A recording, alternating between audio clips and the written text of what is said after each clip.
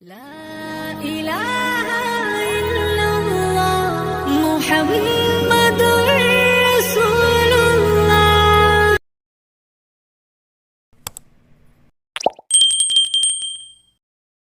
Assalamualaikum warahmatullahi wabarakatuh. Waalaikumsalam.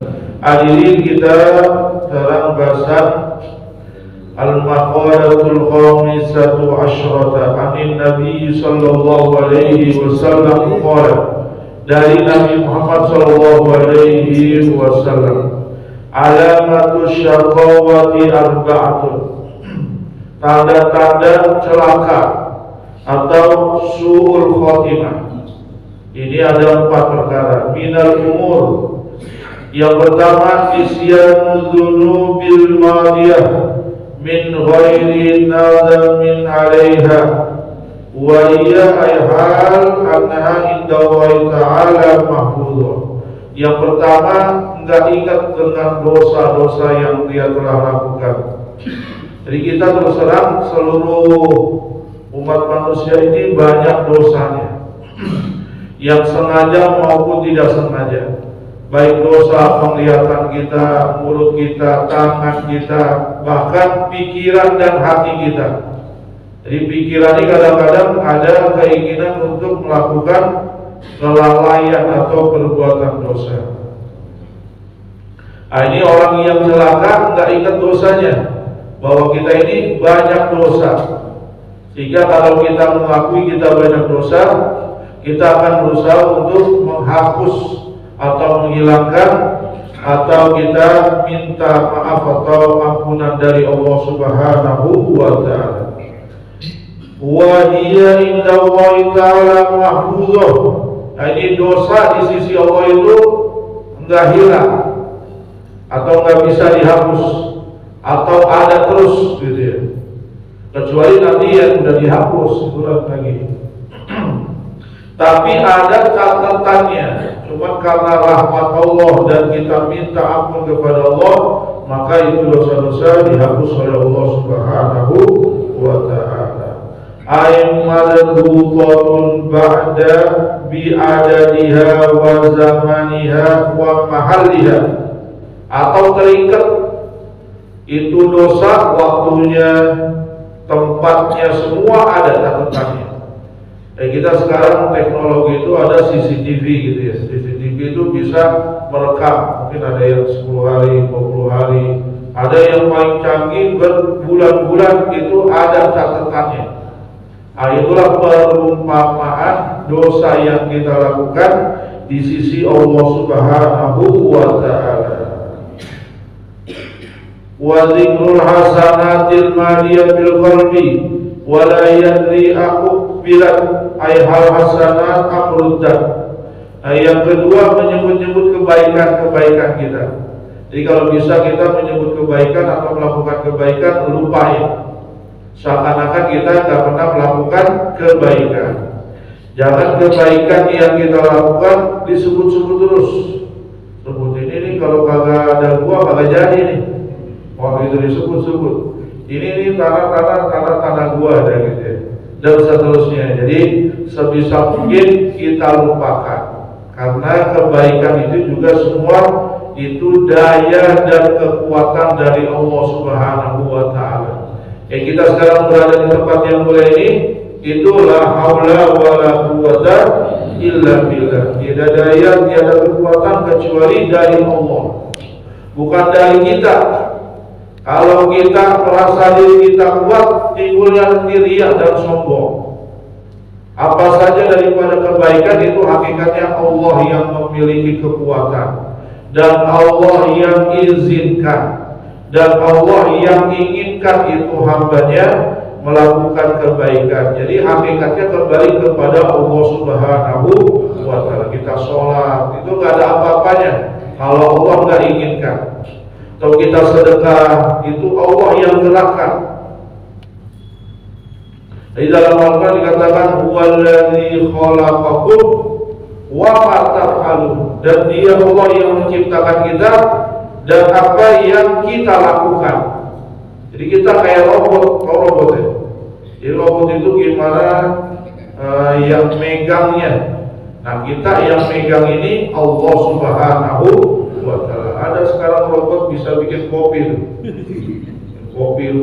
Kopinya lebih enak daripada yang manusia, karena itu udah ditakar semuanya. Jadi nggak akan berubah-ubah dan tidak ada mut-mutannya. Maksudnya kalau manusia kan ada mut-mutnya, lagi ada masalah di rumah atau di jalan malah bikin kopinya jadi kagak bener. Kalau robot itu nggak ada kecuali baterainya habis. Nah ini kebaikan, jangan sampai kita menyebut-nyebutkan kebaikan yang telah kita lakukan.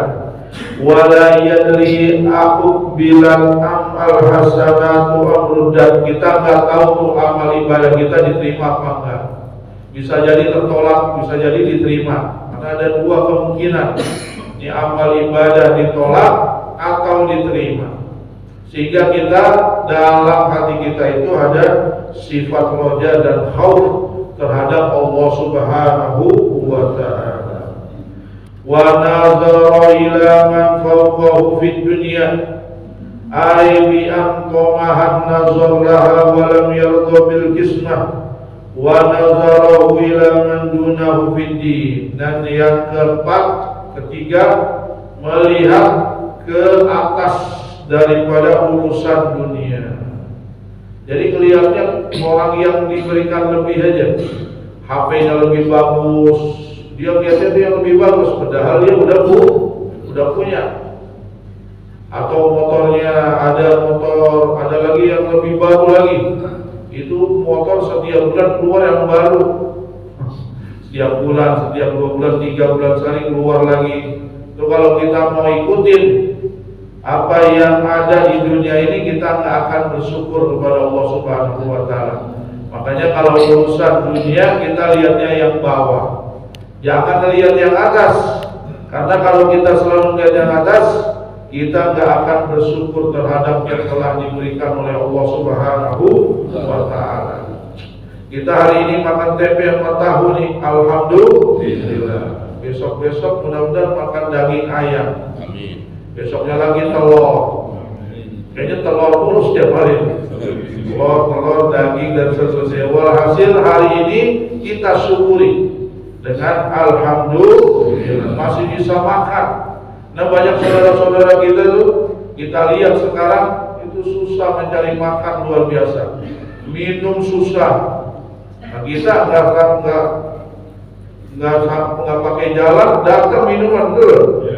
Kalau kita lihat di Gaza saudara-saudara kita, luar biasa. Cuman mau minum sedikit aja, nunggu tetesan, tetes, nunggu air hujan. Nah, kita air hujan disumpahin. Air hujan nih banjir. Di sono nunggu hujan buat minum, bayangkan gitu ya. Makanya kalau kita lihat ini kejadian di dunia, kita banyak bersyukur kepada Allah Subhanahu ataupun keadaan kita, baik harta kita, kendaraan kita, apa yang kita miliki, termasuk rumah kita syukuri. Karena banyak orang yang melihat rumah kita berkeinginan memiliki rumah kita. Enak banget di rumahnya Ustaz Fadilah gitu. Terang apa sebagainya. Padahal Ustaz Fadilah pengen rumah kayak rumah Pak Haji. Betul nggak? Semuanya lebih. Nah kita syukuri. Ini nasihat untuk kita semua, bahwa kita diperintahkan jangan melihat yang ke atas dalam urusan dunia. Wa nazara ila man dunahu bid din, dan melihat kepada yang lebih bawah, lebih rendah, lebih sedikit dari urusan agama. Ini kebalik. Jadi sebisa mungkin kalau urusan agama itu kita lihatnya yang ke atas. Ini kalau dia hadir di mana-mana majelis taklim, gua hadir cuma satu tempat doang. Mudah-mudahan besok ada waktu bisa hadir di sini, di situ. Nah gitu. Jangan orang yang hadir setiap waktu dicurigai, dia gak ada kerjaannya. Maka kerjaannya hadir majelis taklim dulu gitu. Jadi ada husnuzonnya. Jadi kita kalau melihat orang yang baik, mudah-mudahan kita bisa tiru kebaikannya sambil kita berdoa kepada Allah Subhanahu. Ini yang namanya doa dan niat dicatat oleh Allah Subhanahu wa taala. Pun kalaupun kita belum bisa melaksanakan seperti dia, kita dicatat beramal seperti orang yang kita niat untuk kita ibadah kepada Allah Subhanahu wa taala. Makanya di dalam riwayat dikatakan, seandainya kita ini berkeinginan atau punya azam, punya tekad untuk hafal Al-Quran, terus kita baca Al-Quran. Caranya bagaimana? Banyak-banyak aja baca Al-Quran. Tapi kita niat mudah-mudahan kita bisa hafal Al-Quran. Kalaupun nanti kita sebelum hafal sudah meninggal, itu dicatat nanti dibangkitkan bersama orang-orang yang hafal Al-Quran. Asal punya niat dan punya kesungguhan untuk terus membaca dan menghafal Al-Quranul Karim. Jadi caranya hafal Quran itu banyak-banyak baca aja. Gak usah banyak-banyak. Kalau menghafal Quran itu rata-rata setiap malam dia baca 10 juz. Wow, encok Ustaz. Banyak 10 juz. Nah, itu satri-satri menghafal Al-Quran. Mereka tuh dilatih duduknya. Duduk itu bersama Al-Quran 2 jam, 3 jam, 10 juz. Nah, kalau kita sesuai dengan kemampuan kita, jangan sampai nggak sama sekali kita duduk bersama Al-Quranul Karim. Duduk ini juga kekuatan. Nah, itu saya punya anak dites hafalan Al-Quran pertama kali 7 hari sebelumnya itu duduknya. Jadi lihat nih sama kiainya duduknya, dulu baca Al-Quran. Sehari, 2 hari, 3 hari. Ada yang baru setengah jam udah berisah. Mari kita ke kamar mandi, izin ke kamar mandi. Ada yang kuat gitu, enggak ke kamar mandi dia baca sampai selesai waktunya. Ada yang baru 1 jam udah melintir. Orang udah gelisah. Jadi dilihat kekuatannya dan kesungguhannya bersama Al-Quranul Karim. Jadi ini lulus, ini nggak lulus, ini nggak lulus, nggak lulus. Jadi psikologisnya terhadap Al-Quran itu bagaimana dilihat dari kekuatannya duduk bersama Al-Quranul Karim. Sebab banyak orang yang kuat duduk dengan yang lainnya, duduk di majelis taklim nggak kuat. Bawaannya lihat jam aja deh. Ada yang duduk kuat gitu ya, nonton konser kuat itu dia 5 jam, 6 jam, jikrap luar biasa. Ada yang duduk kuat nonton layar tancap dulu, dari sore sampai pagi, sambil makan kacang, terus gitu dulu.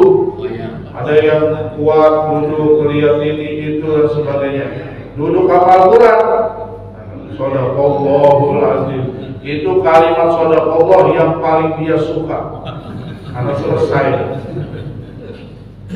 Nah, ini bukannya di mana-mana deh. Kalau kita ngajar gitu, di kalimat apa yang paling kalian suka dari Al-Quran? Shadaqallahul Azim. Itu tanda selesai baca Al-Quran. Kalau belum Shadaqallahul Azim, itu masih gelisah kapan selesainya. Kalau surah Yasin wa ilaihi itu paling kenceng deh tuh. Kalau masih Yasin tuh masih lumayan tuh, terus ke tengah-tengah agak gitu. Pas wa ilaihi turja'un, shadaqallahu itu paling banyak tuh. Nah, tapi bukan di sini, di sana. Di sini enggak banyak. Ila man dunahu fiddin. Nah, kita melihat yang lebih. Makanya dulu orang-orang para sahabat Nabi besar Muhammad SAW itu menginginkan mengalahkan sahabat Abu Bakar As-Siddiq gitu ya. Abu Bakar As-Siddiq setiap datang dia membawa sesuatu yang lebih daripada yang lainnya. Nah, suatu saat terjadi perang Tabuk.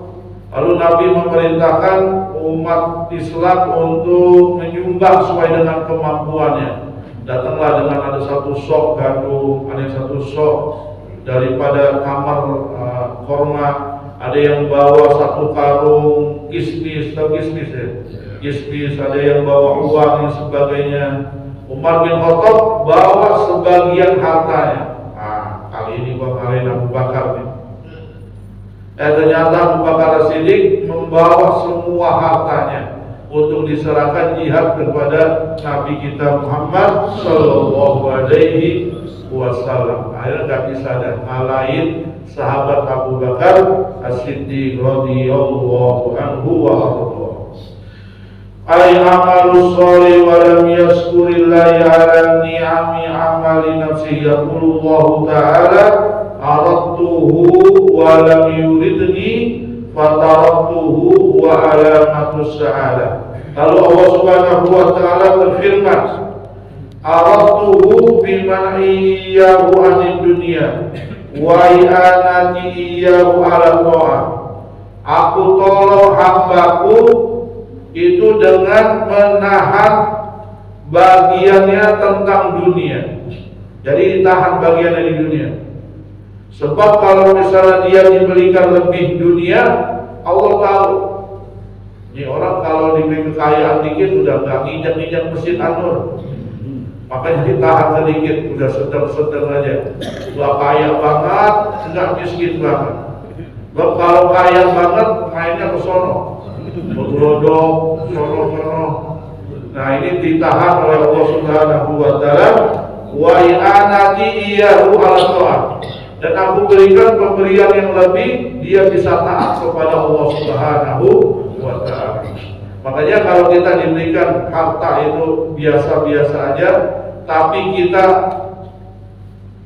bisa melangkahkan kaki ke rumah Allah, ini anugerah yang besar dari Allah Subhanahu wa ta'ala. Dibandingkan dengan kita banyak harta tapi nggak pernah ke masjid, nggak pernah ke rumah Allah Subhanahu wa ta'ala. Ini musibah. Yang kedua musibah. Yang pertama itu anugerah yang paling besar. Diberikan harta sedang-sedang aja, tapi diberikan kemampuan untuk taat kepada Allah Subhanahu wa ta'ala. Makanya ada ulama itu mengatakan, jangan sampai kita mengatakan, ya Allah kita udah sholat berjamaah, udah sholat qobliyah, ba'diyah, sholat duha, sholat ini dan sebagainya, tapi kehidupan kita masih gini-gini aja. Tapi katakan alhamdulillah ala nikmati hadhil ibadah. Segala puji bagi Allah yang telah memberikan kita nikmat ibadah, nikmat berzikir, nikmat duduk di majelis ilmu, majelis ta'lim, nikmat kita bisa membaca Al-Qur'an. Itu lebih besar daripada nikmat dunia dan seisinya. Makanya kalau orang sudah diberikan nikmat ibadah, itu lebih besar daripada dunia dan seisinya semua. Kata seorang sufi mengatakan, seandainya dunia ini semua terbuat dari emas dan itu milik kita semua, tapi emas dan milik kita ini nggak kekal. Maka kata ahli sufi ini mengatakan itu bukan nikmat yang sesungguhnya.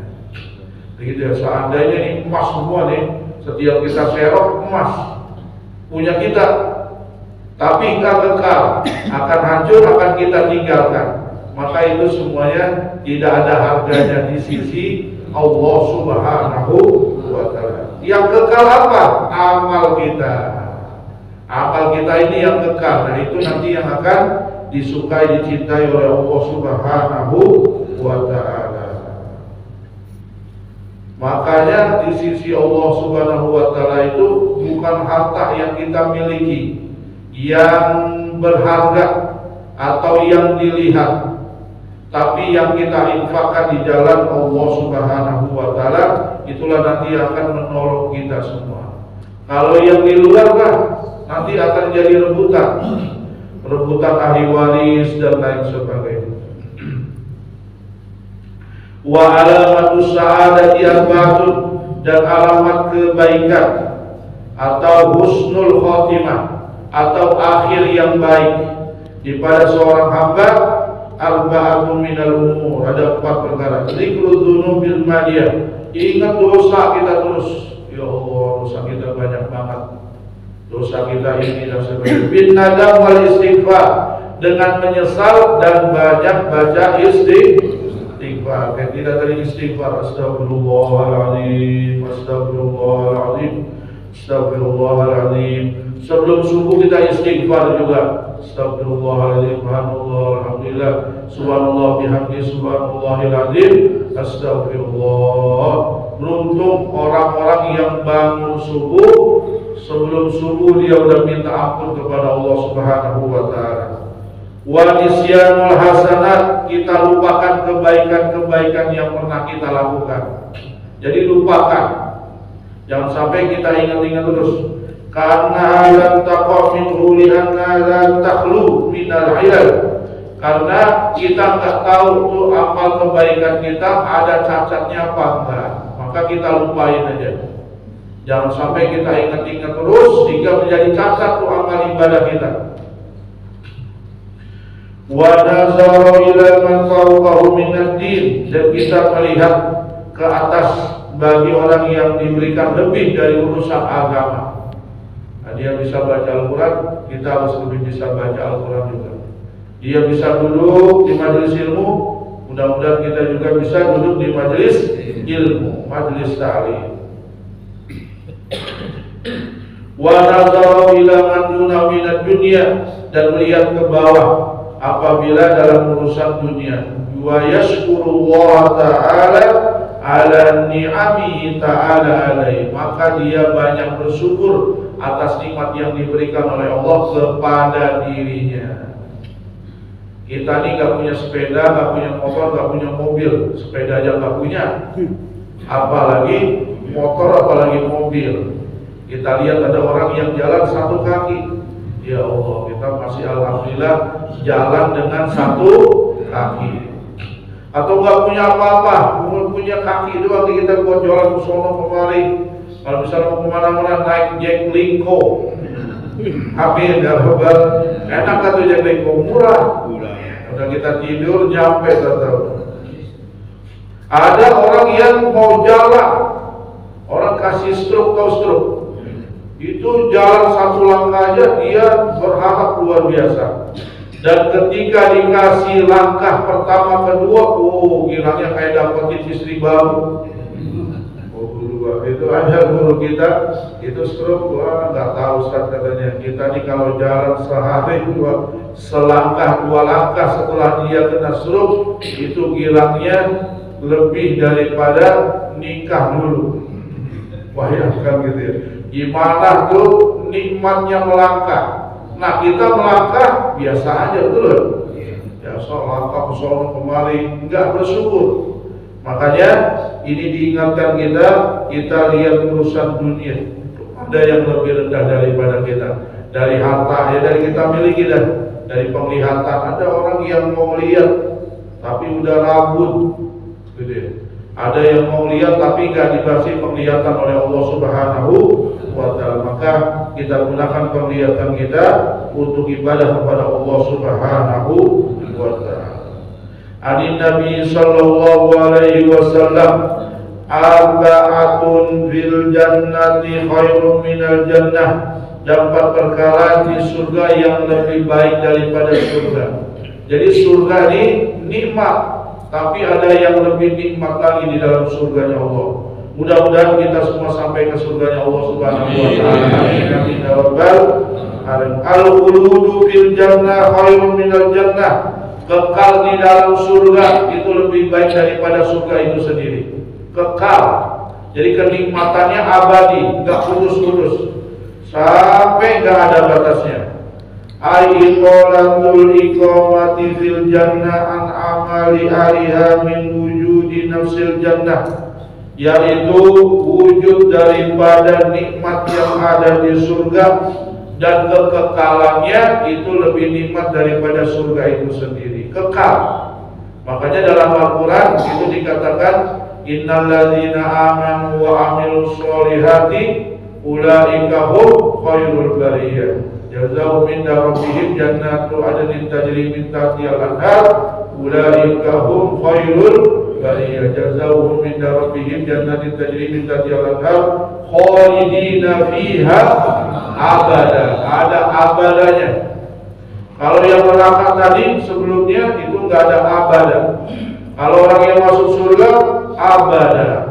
Sebab ada orang masuk neraka enggak kekal. Itu orang-orang yang beriman tapi masih maksiat, masih zina, masih minum minuman keras, masih narkoba, masih judi. Mampir dulu, dibakar barang 1-2 miliar tahun begitu. Terus setelah selesai baru keluar masuk surga kekal selama-lamanya. Wa khidmatul malaika fil jannah li ahliha, khidmatnya atau khidmat itu melayani, malaikat melayani penduduk ahli surga. Bayangkan kita aja dilayani di sini itu kayaknya bagaimana, nikmat ya? Itu air tadi datang sendiri apa ada yang nganterin? Nganterin ya. Jadi juga ada yang nganterin. Itu yang nganterin manusia itu kita aja udah merasa diri kita itu terhormat, apalagi niat melayani malaikatnya Allah Subhanahu wa Ta'ala. Ini nggak bisa didapat kecuali orang yang masuk surganya Allah Subhanahu wa Ta'ala. Wajiyarul anbiya, tetangga kita para nabi dan rasul. Jiwarulnya anbiya, tetangganya. Kita kalau tetangga kita baik udah nikmat kan? Makanya min sa'adatil mari, dari kebahagiaan seorang hamba itu diantaranya adalah tetangga yang soleh dan soleha. Nah, ini tetangga. Nah, tetangga orang-orang yang beriman di surga itu para nabi dan rasul. Wa fil jannati khairun minal jannah wa husnu ulaika rafiqa wa ridallahi ta'ala fil jannah khairun minal jannah. Dan juga ridhonya Allah di dalam surga itu lebih nikmat dari semua yang tadi. Nikmat puncak kenikmatan surga dapat menatap wajah Allah Subhanahu wa Ta'ala atau zatnya Allah dan mendapat ridhonya. Itu gak ada lagi yang lainnya. Ridhonya Allah dan bisa menatap wajahnya atau zat Allah Subhanahu wa Ta'ala untuk penduduk surga. Dalam Al-Quran dikatakan wujuhu yawma idzin nadhirah ila rabbiha nadhirah. Pada hari itu wajah berseri-seri luar biasa. Enggak ada gambaran wajah lebih berseri pada saat itu kecuali pada saat itu. Kenapa berseri-seri? Karena pada saat itu orang-orang penduduk surga melihat zat Allah Subhanahu wa Ta'ala. Nabi Musa ketika mau melihat Allah itu nggak kuat. Nah, kalau mau lihat nih, lihat ke atas gunung. Kalau kamu masih tetap di tempat kamu bisa melihat aku. Allah baru nampakin sedikit gunung hancur, yang dipijak Nabi Musa hancur dan Musa pingsan.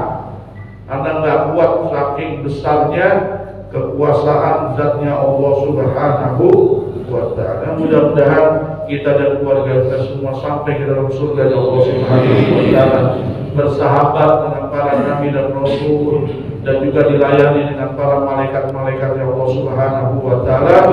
Dijauhkan kita dari perbuatan yang tidak baik, yang tidak diridhoi oleh Allah Subhanahu wa Ta'ala. Amin amin amin ya rabbal alamin. Afdhalul dzikri wa la annahu la ilaha illallah.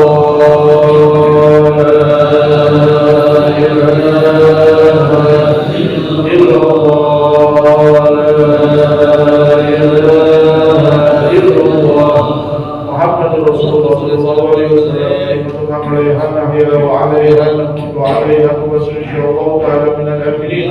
والذين أنعمت عليهم من النبيين والصديقين والشهداء والصالحين برحمتك يا أرحم الراحمين اللهم انفعنا بما علمتنا رب علمنا الذي ينفعنا رب فقنا وفق أهلنا وقرب لنا في ديننا اللهم اهدنا بهدى وجعلنا ممن يسارع برضا ولا تولنا وليا سواه ولا تجعلنا ممن خالف أمرك وعصى حسن الله نعم الوكيل نعم المولى نعم النصير لا حول ولا قوة إلا بالله العلي العظيم سبحانك اللهم ربنا وبحمدك أشهد أن لا إله إلا أنت أستغفرك وأتوب إليك وصلى الله على سيدنا محمد وعلى آله وصحبه وسلم سبحان ربك رب العزة عما يصفون سلام على المرسلين والحمد لله رب العالمين.